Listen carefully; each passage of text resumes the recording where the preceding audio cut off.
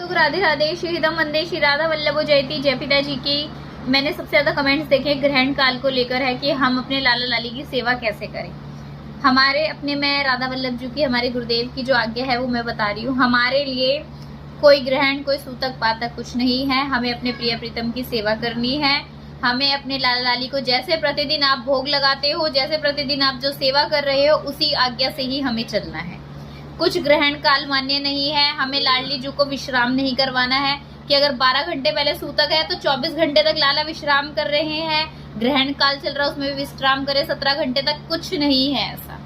हमें कोई ग्रहण नहीं मानना है। हमें अपनी सेवा में तत्पर रहना है और सेवा ही करनी है। जैसे हमारी अष्टयाम सेवा चल रही है, जैसे ही हमारे और सेवाएं लाड़ों की और लाला की जो हम सेवा करते आ रहे हैं, भोग इत्यादि सब चीजें समय पर होंगी जैसे हमारी चलती हुई आ रही है।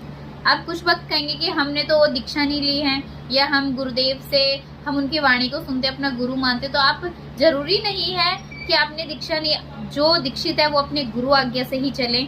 और जिन भक्तों को जिन्होंने जो लाडली जी की सेवा कर रहे, तो आप यही प्रधानता रखें कि हम अपनी लाडली जी के लिए तो कर रहे हैं सब कुछ, सेवा भोग इत्यादि सब लाडली जी के लिए है। तो हमारे पर कोई पाबंदी नहीं है, कोई ग्रहण या फिर कुछ भी हमें चीज हमारी लाडली जी की सेवा से नहीं रोक सकती। कुछ भी परिस्थिति आ जाए, हमें सेवा से विपरीत नहीं जाना है, चाहे कैसा भी समय आए।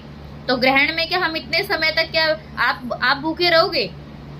आपके 12 घंटे पहले 17 घंटे 20 घंटे भूखे रहोगे? नहीं रहोगे ना। खाने में तुलसी दल रखोगे कि भोजन पा सको, ऐसा हम ऐसा करते इत्यादि। लेकिन हमें भोग बनाना है, उनको पवाना है और स्वयं भी पाना है। माला उस दिन आप समझ लीजिए, जब इतना समय चल रहा है सूतक का, तो राधा राधा नाम थोड़ा ज्यादा जप ले उस समय पर, यानी कि पूर्ण रूप से सेवा में रहना है। कोई ग्रहण इत्यादि से कोई भय मत कीजिए। सभी को राधे राधे। श्री हितम वंदे श्री राधा वल्लभ जयती। जय पिता जी की। और